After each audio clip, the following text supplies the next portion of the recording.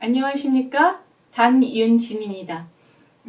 오늘은 그 율곡 노자를 말하다 첫 강의를 시작하도록 하겠습니다. 저는 단국대학교에서 지금 현재 강의하고 있고요. 이 율곡에 대해서도 강의를 하고 있었습니다. 율곡 선생님 하면 보통 우리가 그 유학자로 알고 계시는데, 율곡은 유학뿐만이 아니라 그 불교, 도교, 그 도가에도 굉장한 조예가 깊으신 분이셨어요. 그리고 오늘 공부할 내용은 율곡의 그 순원. 순원은 뭐냐면 율곡 선생님이 쓰신 이 노자에 대해서 쓰신 책이에요.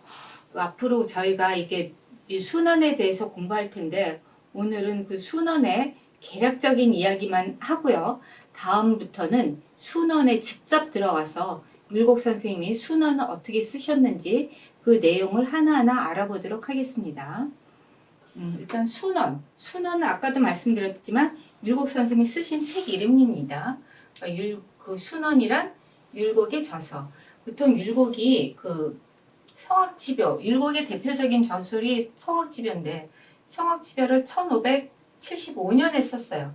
순원은 아마도 1580년경에 썼을 것이다 라고 추정하고 있는데 확실치는 않습니다. 율곡 선생님의 그 저술은 굉장히 많죠. 성악지벼뿐만이 아니라 만원동사도 있고 동호문답도 있고 경몽여결도 있고 엄청난 책이 있는데, 순원도 그 중에 하나예요.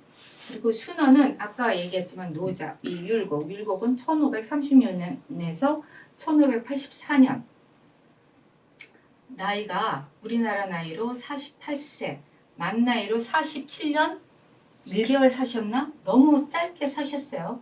그 동안에 그렇게 많은 책들을 썼는데, 그 중에 순원은 이 도덕경 중에, 도덕경은 총 81장이죠. 보통 노자가 썼다고 알고 있는데, 그 중에 40장, 노자의 81장 중에 40장을 본인이 탁탁탁 이렇게 발표하셔서 거기다 현토까지 붙여가지고 재구성하셨습니다. 다시 한번 말씀드리자면 순원은 이제 그 순수하고 질박한 말을 잘 읽은 말을 했다라는 뜻으로 이야기가 되고 있죠.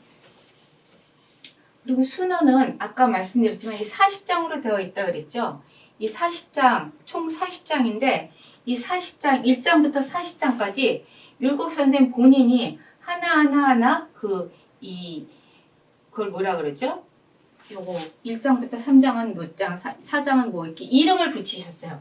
그래가지고 1장부터 3장까지는 도체, 그 다음 4장은 신체, 5장은 수기치인의 처음과 끝을 총체적으로 이야기함, 그리고 6장, 7장은 덜어냄과 아낌을 수기치인의 요지로 삼은 뜻, 8장부터 12장은 앞의 의미를 미뤄 확대하여 논의함, 13장은 아낌이란 말을 가지고 세 가지 보배에 대한 설명을 하여 그 설명을 또 부연하여 이끌어낸, 이거는 지금 율곡 선생님이 하나하나 붙이신 그 이름이에요. 제가 그래서 그대로 따왔습니다.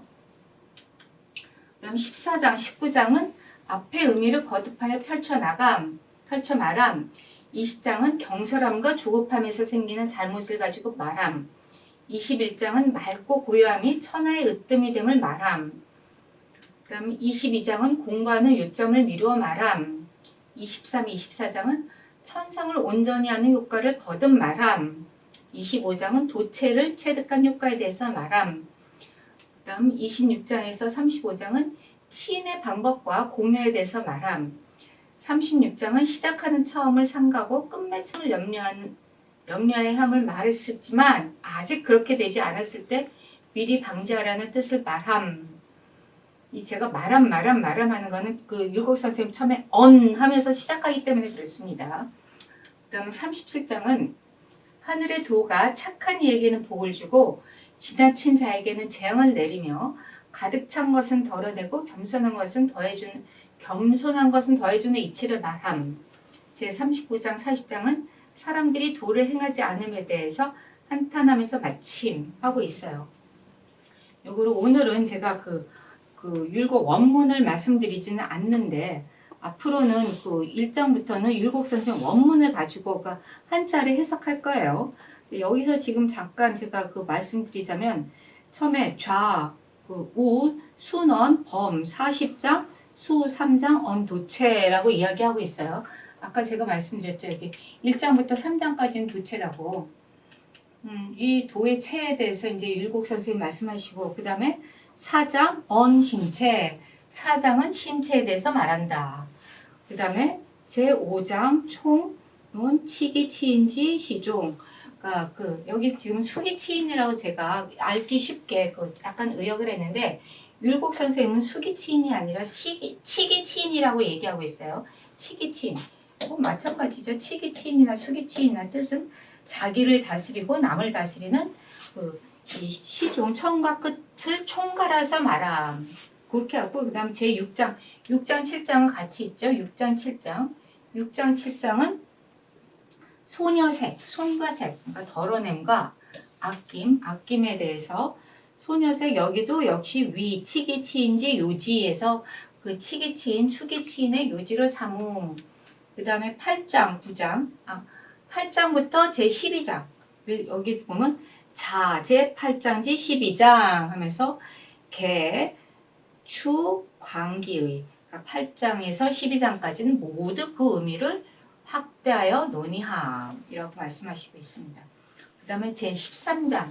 제13장은 이 색자, 책, 아낌이라는 이 색자를 가지고서 세 가지 보배를 얘기했어요. 제 색자, 이 출, 인출, 삼보지설, 이 세 가지 보배. 이 세 가지 보배는 이제 나중에 또 말씀을 드리겠습니다. 요거에 대해서 이제 이야기를 하겠지만, 그거에 대한 설명을 하고 있음 하고 말씀하고 계십니다. 그 다음에 14장. 여기 또 이제 자 14장, 지 19장. 14장에서 19장까지는 모두 신, 기, 신, 언, 기의 그 뜻을 펼쳐서 말하고 있다. 얘기하고 있어요. 그 다음에 제20장, 제20장은 언, 경조지실, 경솔함과 조급함에 대해서 생기는 잘못, 실에 대해서 이야기하고 있다. 그 다음에 제21장은 언, 청정지정, 그 아주 맑고 고요함에 대한 거에 대한 그 발음에 대해서 이야기하고 있다. 그러니까 여기서 이제 으뜸이 된다라고 의역을 했는데요. 청정에 대해서 이야기하고 있습니다. 그 다음에 22장. 그 다음에 22장은 추, 언, 용공지용, 공부하는 요점에 대해서 미루어서 말한다. 하고 있어. 그 다음에 제23장, 24장 같이 얘기해요. 제23장, 24장은 신, 거듭해서 언, 천지효. 그래서 그 천성을 온전히 하는 효과를 거듭 말하고 있다. 그 다음에 제25장은 언, 도체지효. 도를 체득한 효과에 대해서 말한다. 그 다음에 26장. 그러니까 그 26장, 지 35장. 26장에서 35장은 아까도 말했지만 언, 치인지도, 급, 기공유. 그러니까 치인의 방법과 공유에 대해서 말한다. 그 다음 제36장은 언, 신시, 려종, 방, 이연지의라.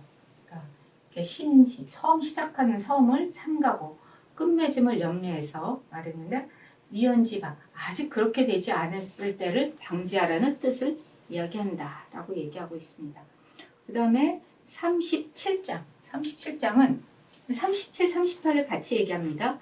37장, 38장은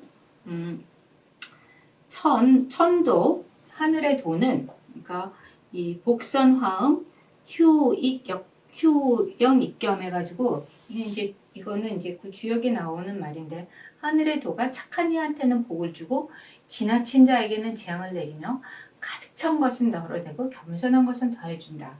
그런 이치를 말하고 있습니다. 그 다음에 39장, 40장이 마지막이죠. 39장, 40장은 탄 하면서 시작이 돼요. 아유, 탄.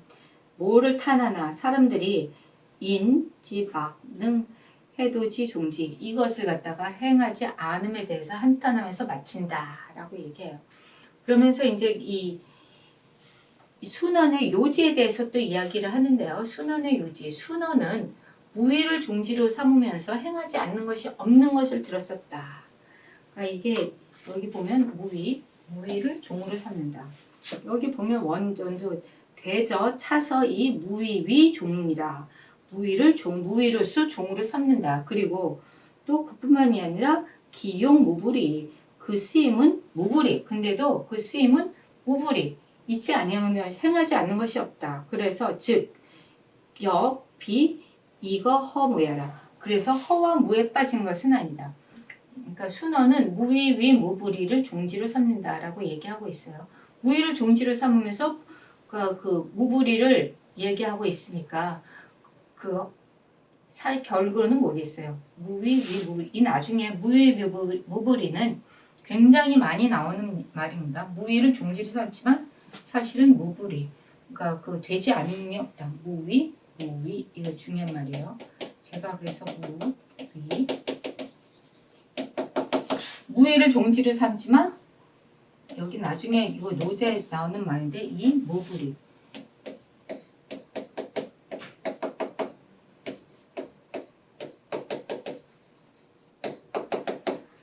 무위이지만 사실은 무불이다라는 걸 얘기하고 있습니다. 그렇기 때문에 허나 무는 아니다. 보통 허나 무는 그 불교나 아니면은 그 도가에서 많이 하는 얘기죠. 그리고 유가는 허나 무에 빠지는 거에 대해서는 별로 좋아하지 않죠. 율곡 선생님도 역시 이 순원이 사실 허나 무에 빠진 건 아니다. 그렇지만 그럼에도 불구하고 가르침이 많고 또 성인을 끌어들여 최상의 것을 논한 것이 많기 때문에 이 일상사를 논한 것은 아니다. 그게 적다. 그러니까 아주 최상의 것, 이 최상의 것을 논하기 때문에 일반 사람들이 그 이야기는 어렵다라는 걸 얘기하고 있어요. 일상사는 아주 조금 일상사를 논한 것은 별로 없다, 적다. 그렇기 때문에 이 책은 윗자리에 있는 선비들, 그러니까 도를 많이 깨우친 공부를 많이 한 사람들은 이거를 이해하기가 쉽지만 일반 사람들한테는 어렵다. 율곡 선생님은 항상 그런 말씀을 잘하십니다. 이 성지배우도 마찬가지고요. 그 밖에 다른 책도 가만히 보면은 이거는 일반 사람들은 조금 공부하기 어려워, 알기 어려워. 그러면서 이제 사실 성악지배 같은 건 제왕학이죠. 그러니까 이거를 갖다 어느 정도 수준에 있는 사람들이 알기 쉽지 그 일반 사람들은 좀 어렵다라는 이야기를 하십니다. 지금 순원도 마찬가지예요. 순원도 일반 사람들이 딱 접해서 알기 쉬운 책은 아니다라는 것을 이 먼저 밑자리에게 깔고 갑니다. 그러니까 여러분들도 사실 이 순원을 지금 공부하면서 이게 대체 뭔 얘기야? 이해 안 돼. 그게 당연한 얘기예요. 왜냐하면 우리는 모두 일반 사람들이니까. 정말 공부를 엄청 많이 한 윗자리에 있는 선비들이 아니죠. 그런 사람들이 접했을 때는 이해가 되지만 일반 사람들은 조금 어렵다라는 걸 얘기하고 있어요.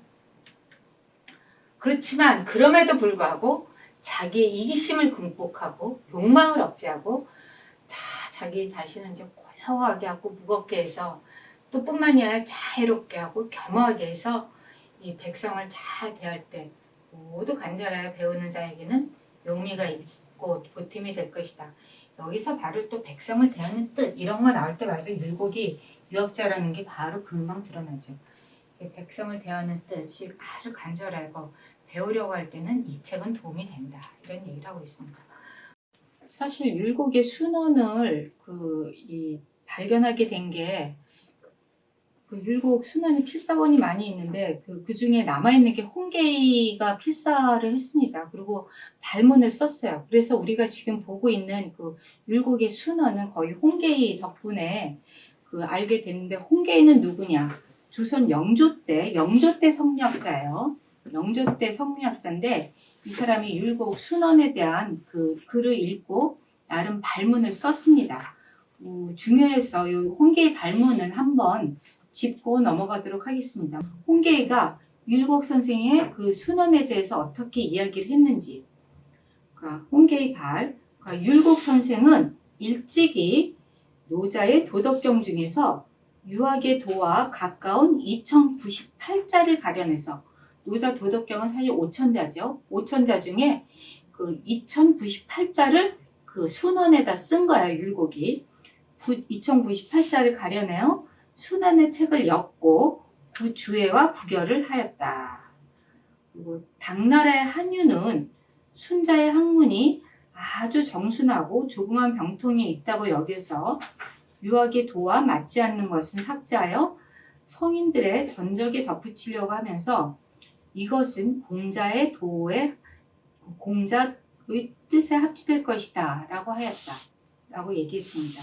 근데 율곡 선생이 이 책을 지어서 제목으로 삼은 뜻은, 그러니까 순원이라는 그 제목으로 삼은 뜻은 어쩌면 이런 것에서 취했음직하다 라고 홍계가 생각하고 있는 거죠. 그다음 본인 이야기를 하고 있어요. 계의가 본문을 살펴보니 육아의 경전에 어긋나고 이치가 맞지 않는 것은 5가지 중에 3가지를 버렸다. 그러니까 원래 율곡 이 순어는 2098자라고 그랬죠. 노자 도덕경은 5000자입니다. 그 중에 이제 거의 3000자 가까이는 버리고 2000자 중에 이제 필요한 것만 모은 거예요, 율곡이. 그 5 중에 3가지를 버렸으니 선생이 취한 내용이야말로 진실로 순정하다고 할 수 있다. 그러니까 버리고 취한 것이 마치 그 저울이 무게에 알맞고 촛불이 밝게 비추는 것과 같이 주액 또한 명백하고 정당하며 반드시 가까이 끌어 유학의 도리로 돌아갔다. 율곡 선생 굉장히 띄우네요. 그다음 지식인들은 선생님과 같이 남의 이론을 들여 시비를 밝히지 않았다면 그 누구도 이 일을 할 수 없었을 것이라고 여긴다. 그 다음에 이단의 설이, 이단이 굉장히 중요하죠. 율곡 같은 경우도 사실 노자, 이 순원 같은 경우는 조금 이단이라고 지탄받을 수 있는데, 어쨌든 그 이단의 설이 유학의 도에 어긋나는 것은 그 설이 조잡하기 때문이다. 조잡하지 않은 것은 본래 취할 수 있고 조잡한 것은 버린다면 아주 순정하게 된다. 그래서 고명한 선비들 중에 이단설에 빠져서 깨닫지 못하는 것은 특히 그 순정한 설만 보고 그 조잡한 것을 잊었기 때문이다. 만일 선생과 같이 대공무사하고 나쁜 점을 밝히고 좋은 점을 들었음이 없다면 순정함과 조잡함이 서로 뒤섞여 쓸만한 것은 마침내 쓰지 못할 것으로 돌아가고 쓰지 못할 것은 혹은 쓸만한 것으로 여겨지는 것이 이루다 셀 수가 없다. 그러니 어떻게 순정함과 조잡함을 구별하여 쓰지 못하는 것을 버리고 쓸만한 것을 보존할 수 있겠는가? 선생이, 그러니까 율곡 선생이 이 책을 지으려 하자 구공 송익필 선생이 만류하면서 노자의 본래 요지가 아니고 부찬 혐의만 있게 된다 라고 바로 지적하였다. 송익필 같은 경우는 그 사면수간을 쓴 그 율곡하고 그 좋은 교우관계를 유지했던 그 학자죠. 이 사람도 송익필이 그 율곡이 노자 쓰는 거에 대해서 만류했대요. 그러면서 이제 노자의 본래 요지가 아니고 부찬 혐의만 있게 된다라고 말했는데 이것은 바로 잘 지적하였다. 홍계에도 그렇게 생각한다. 그런 얘기겠죠. 그러나 선생이 하나도 빠짐없이 일정한 틀에 넣어 그 이단으로서 유학의 도에 벗어나지만 오히려 쓸만한 것이 섞여 쓰지 못한 것을 귀착되는 것을 애석하게 여겨 반드시 조잡한 것을 제거하여 순정한 것으로 돌아갔으니 그러니까 노자에도 사실 쓸만한 것들이 많이 있다. 노자에 나오는 그런 어떤 그 이야기들을 율곡은 유학적으로 풀이했죠. 보통 그 순원을 그러니까 그 대학에서 많이 그 취합을 했다라는 이야기도 있어요.